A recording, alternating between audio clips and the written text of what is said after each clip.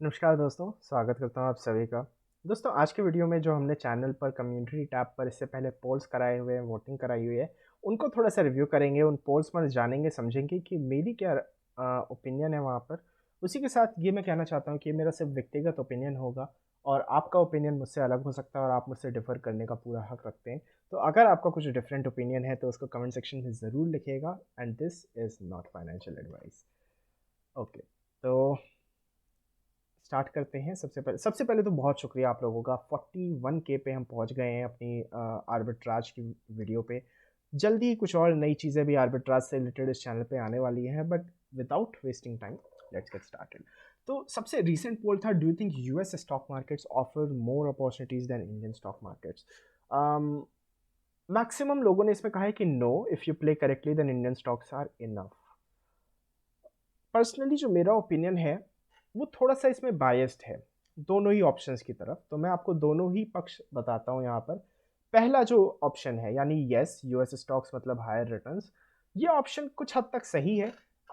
लेकिन सही तभी तक है जब आप एक्टिव स्टॉक सिलेक्शन करते हो। अगर आप इंडेक्स के टर्म्स में बात करो कि निफ्टी अच्छा है या एस&पी 500 अच्छा है या डाउ 30 या सेंसेक्स अच्छा है, तो मुझे लगता है वहाँ पर कोई ऐसा डिफरेंस नहीं है। जो रिटर्न्स आपको निफ्टी में मिलेंगे आईएनआर टर्म्स में, वही रिटर्न्स आपको एस&पी में भी मिलेंगे आईएनआर टर्म्स में। तो अगर एक एक ही सेम करेंसी में आप बात करोगे तो रिटर्न्स में कोई बहुत बड़ा डिफरेंस नहीं रहेगा।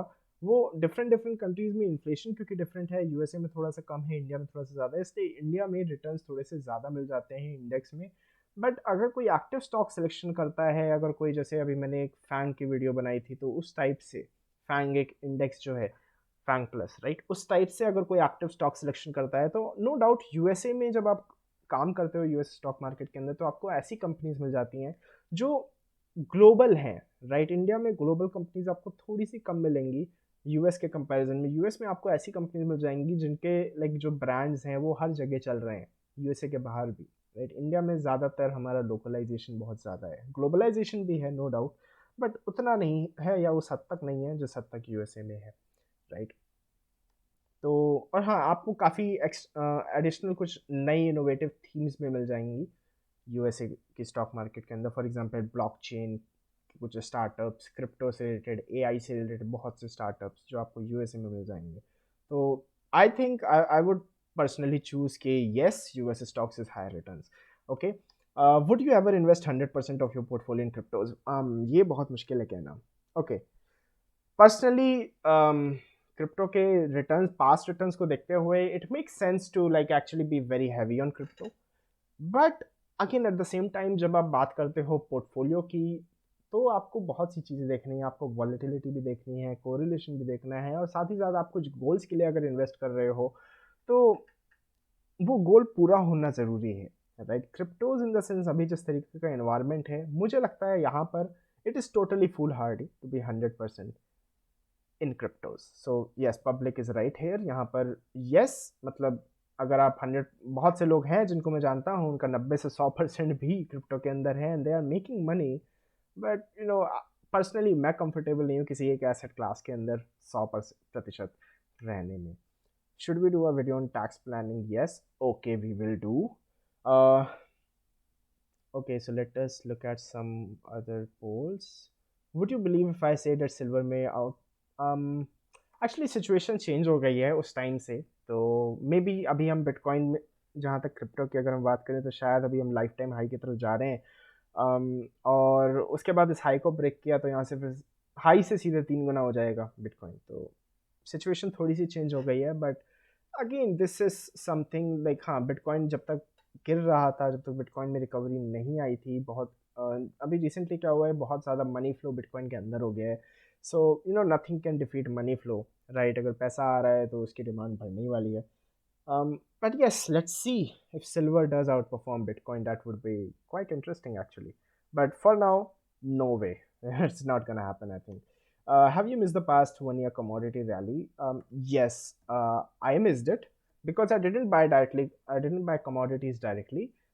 But did you not buy commodity stocks? Come on, how can you not buy something like Tata Steel, JSW Steel, Hind Copper? अगर वो stocks भी आपने लिए हैं तो you have pretty much made money in the commodity rally. So yes, I made money, but not by buying gold, copper, and aluminum.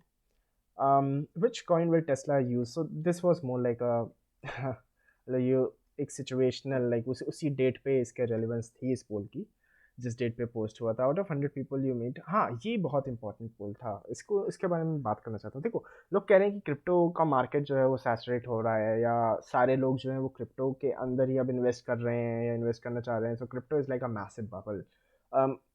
हाँ, seriously अगर मैं आपसे पूछूं तो कितने लोग ऐसे हैं जिनसे आप मिलते हो और वो क्रिप्टो के बारे में बात करते हैं? Like if you leave some of your like, and I am not talking about your peer group, मतलब लाइक आपके फ्रेंड सर्कल में या ऐसा कुछ, बिकॉज दैट डिपेंड्स आप किस एरिया में हो, कहाँ पर हो, सोसाइटी के किस स्टेटा में हो, काफ़ी सारी चीज़ें हैं। बट इन जनरल मैं पूछना चाहता हूँ कि अगर 100 लोगों से आप मिलते हो तो कितने लोग क्रिप्टो के बारे में बात करते हैं? 80% पीपल से less than 10। And this statistic यहाँ पर मैं नहीं कर रहा, ये 89 वोट्स आए हैं, आप लोगों ने कहा है कि 100 में से 10% भी ऐसे लोग नहीं है जो क्रिप्टो के बारे में बात करते हैं। So this means that crypto is still relatively new. अगर आपको ये लगता है क्रिप्टो में एंटर करने में, ये लगता है कि यार बिटकॉइन तो अब $60,000 या 30 लाख रुपए का हो गया, बहुत महंगा हो गया, it's not very expensive because it's still less than 10% people.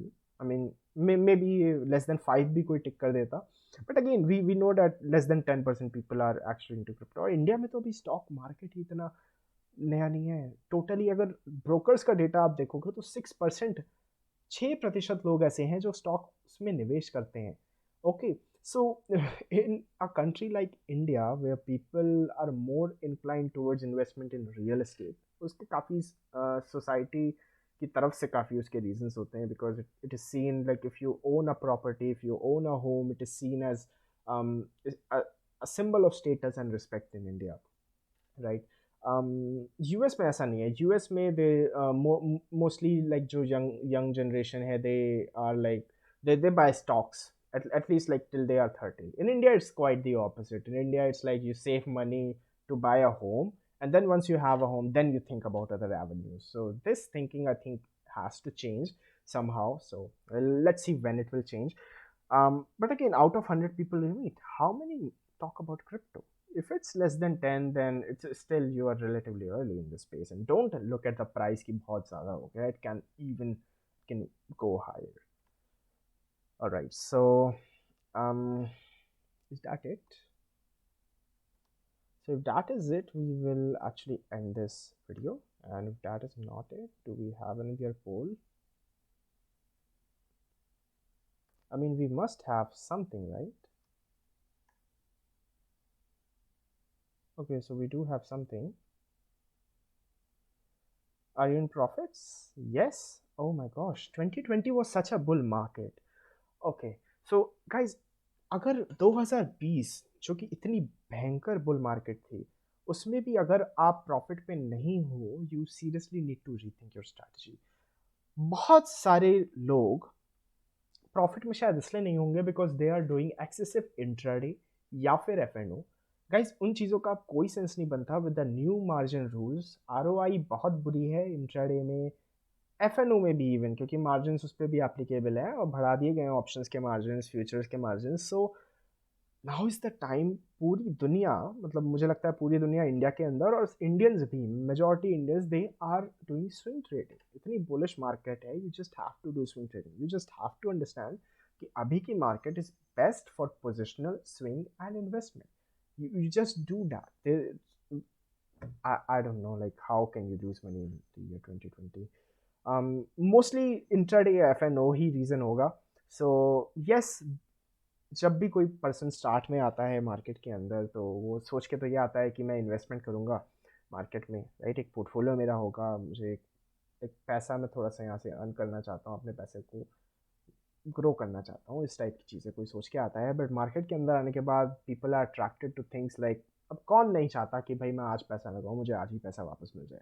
सभी लोग ऐसा चाहते हैं, राइट? तो ये चीज़ आप चाहते हो बट करना बहुत मुश्किल है। सो आई थिंक सबसे पहले आपके पास एक कोर सॉलिड पोर्टफोलियो होना चाहिए of stocks, and after then you can have something like a satellite portfolio, जिसमें 5 या 10% पैसे से आप थोड़ी सी रिस्क ले सकते हो। And go for intraday, go for FNO if you just want to satisfy your itch, go for those things। perfectly normal. But आपका जो core portfolio, that should be in swing, positional, and investments. That's what my take on it is. And then hopefully in the next year जब हम ऐसा pull कराएंगे for 2021, hopefully I will see more yeses. Um, that's all I can say. Okay. Do we have anything else?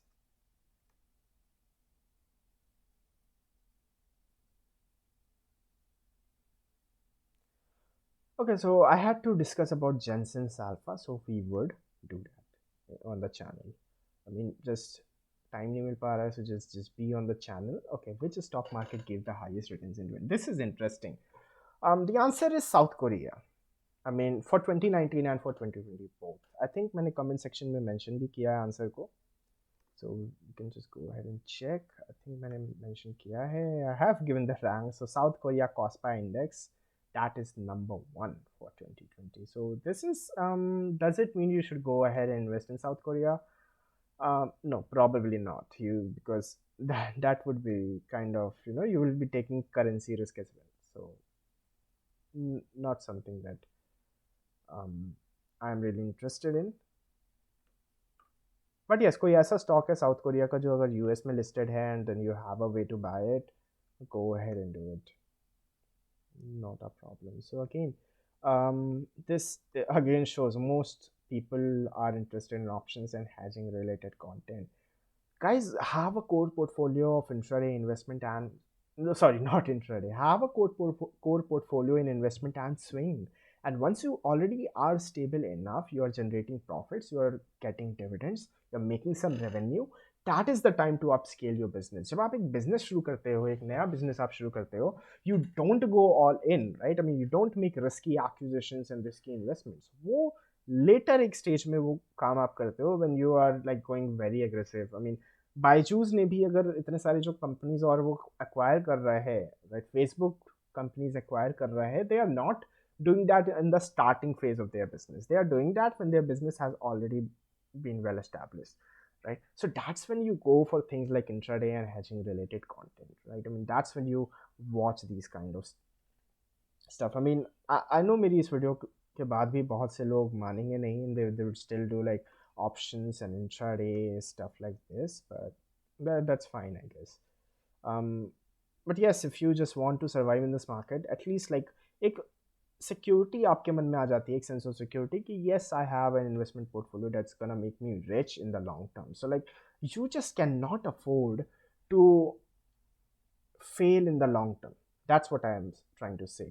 Okay, you आपके पास एक short term है, एक medium term है एंड एक लॉन्ग टर्म है. येस, मे बी आप short term में रिच होना चाहते हो, so then you may try like things like intraday and stuff like that. But वो करो, कोई दिक्कत नहीं है. अगर उसमें सही हो गए, सफल हो गए, तो आप कम टाइम में अमीर हो जाओगे, कोई दिक्कत नहीं है. मीडियम टर्म में अमीर होना चाहते हो, you have to go for things like swing and positional. Safety थोड़ी सी ज़्यादा है बट टाइम थोड़ा ज़्यादा लगता है. Options and hedging when you are trying ultra short term, short और अल्ट्रा टर्म, मैं उसे इंट्राडे के साथ ही रखूँगा. But you must have a plan कि भाई मैं मार्केट में, अगर मैं 2020 में मैंने एंट्री ली है, तो 2030 तक I should have had made money. I know a lot of people, they are just trying to figure out the holy grail, the next best thing.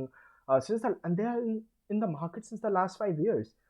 अगर वो सिंपली निफ्टी खरीद के रख लेते, या फिर मैं वैसे इंडेक्स फंड्स का मैं उतना लाइक फ़ैन नहीं हूँ, मैं ज़्यादा फ़ैन हूँ एक्टिव इन्वेस्टमेंट्स का, बट फिर भी अगर आप सिंपली निफ्टी भी खरीद के रख लेते, Nifty alone would have beaten pretty much everything you have done in the last 5 years or last 4 years. So like if you seriously, if you have like spent more than 2 to 3 years in the market and if you are still in negative, at least consider this advice that try करो कि आपका maximum portfolio should shift towards investment and swing, a little bit towards option and hedging, unless it is arbitrage, because arbitrage you cannot lose money, right?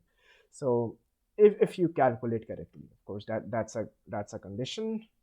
How old is your stockbroker? Most people have like a 10+ year old. Okay.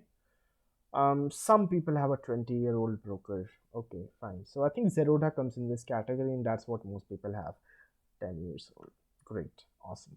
So yeah, that's fine actually. ठीक है, मुझे लगता है इतने ही poles हैं, सो I hope मैंने सारे poles का आंसर किया। स्टार्ट के कुछ पोल्स से काफ़ी कुछ इंसाइट्स आपको मिले होंगे। The number one thing you have to take from this video is that crypto is still a relatively new space, but फिर से अगर आप वहाँ पे भी जाके फ्यूचर्स में शॉर्ट लॉन्ग ये सब करने लगोगे या फिर शॉर्ट टर्म ट्रेडिंग करने लगोगे, यू हैव टू अंडरस्टैंड कि जब मैथमेटिकली वो चीज़ सस्टेनेबल नहीं है, because trading is like a negative sum game. This is something I leave it to you, like whatever you want to do, right? Okay, so we will come with a video on tax planning and on Jensen's Alpha pretty soon.